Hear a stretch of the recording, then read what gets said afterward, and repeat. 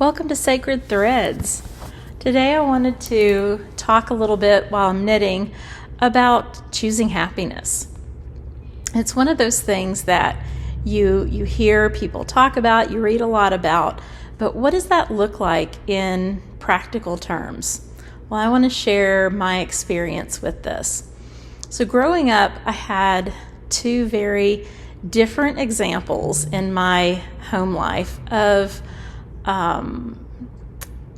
people's outlooks on life. So my dad is the person who always has a smile on his face through good or hard times, quick to forgive, always looking at the bright side, the positive side, the silver lining in the cloud.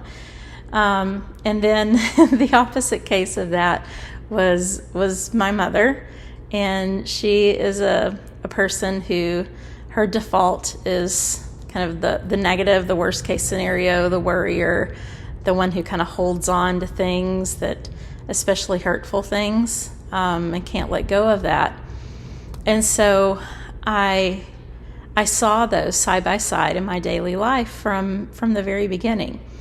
And I don't know why. Some people, choose how to be, but I chose the happiness. I've always been an optimist, and it's really easy to be optimistic and choose happiness when life is going your way. It's much, much harder when things are difficult, when you're in a situation where you're hurting, or it seems like nothing is happening the right way for you, or there's loss and sadness or illness, or it could be many, many other things. And so I wanted to kind of dig deeper into that. And I didn't read anything formally about, mindset and choosing happiness and everything until I was in my early 20s. And I happened upon Hay House, and I started listening to some recordings of Dr. Dyer reading some of his books. And I knew from the moment that I heard his voice and heard what he had to say that this was a person who was speaking from a place of love for humanity, kindness, and it just resonated with me as truth. So it was the seed. It was the seed that got me started, and it would take about 20 years for that seed to really grow and blossom into another level of understanding. But the things that he shared, some of the things that were so impactful for me were when he would say the secret to happiness is seeing life as it is rather than the way you think it should be. The secret to happiness in life is seeing life the way it is rather than the way you think it should be. That's a pretty deep thought to think about. For me, what that means is things happen in life, and we label them as positive, negative, good or bad, happy or sad, but they're just things. And they're going to happen whether we like them or not. And so it's kind of, it's like life may hand you a cactus, but it's your choice to sit on it. And we don't have to sit on the cactus. So when things happen that I think are bad, I try to step back and ask myself, is this going to matter in 5 minutes or 5 hours or 5 months or 5 years? And if the answer to those questions are no, to any of those questions, then I step back and I go, okay, I give myself a couple of minutes to feel it, because you have to process things, whether it's sadness, anger, frustration, disappointment, whatever, and then say, okay, it's time to let it go. And step away and look for something positive. You can kind of, if it's not your default mindset, then there's a way you can train your brain. Our brains are like biological computers. We can absolutely program them. And we do that through repetition. So you have to catch yourself in these thoughts of, oh, this is horrible, I'm so mad, or I can't stand this situation or person, or, why me? Why is this happening to me? And just stop yourself and say, stop, and go, tell yourself 5 positive things. There is a truth that I've seen in my own life, and maybe if you look back in yours, you might notice this as well, is a lot of times when things didn't go the way I had envisioned them as going, or I wanted them to go, I look back and it was for a purpose. I was being protected from something, or I was being led to something, or sometimes this hard experience was preparing me to deal with something else later on in my life. And when you stop and look back with that lens on the hard times, the hard situations in your life, then that gives you a different framework and a different way to handle things in the present, where you don't have the luxury of time passing and looking back on it, but you can say, oh my goodness, I know that this is here to teach me. This is here to protect me. Even if it's something like you catch every red light one day, on the day that you're in a hurry. Well, that could be saving you from a traffic accident, or, just, it could be 1,000 things.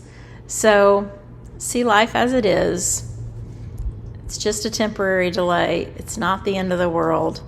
It's a setback. And then look for joyful moments. So when you're able to let those things go and put them into perspective, then that gives you the space to focus on choosing happiness and choosing joy. And so that's that's something pretty profound from Dr. Wayne Dyer that I hold close to my heart. And that's grown and blossomed over 20 years.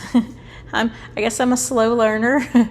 We're all on our own path, and it doesn't matter if you're 10 or if you're 90 and you're on this path with me. You may be at the beginning of your journey, you may be more advanced in your journey, and that's okay, because we're all here learning and doing the best that we can.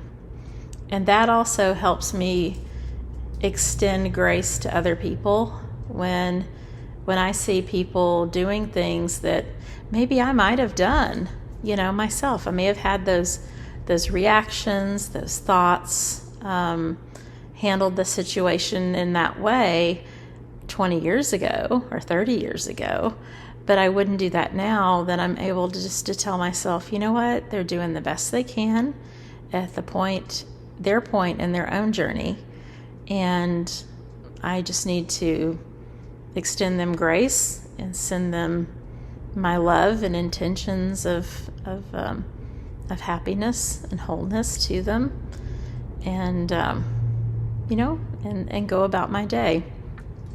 So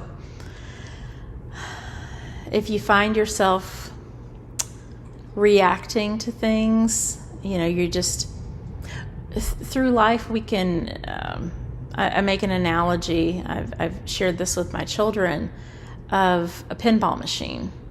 And those are not very popular now. They were popular in the 70s and 80s when I was a kid. But you can either be the ball in the pinball machine, which a lot of people go through life, they're the ball.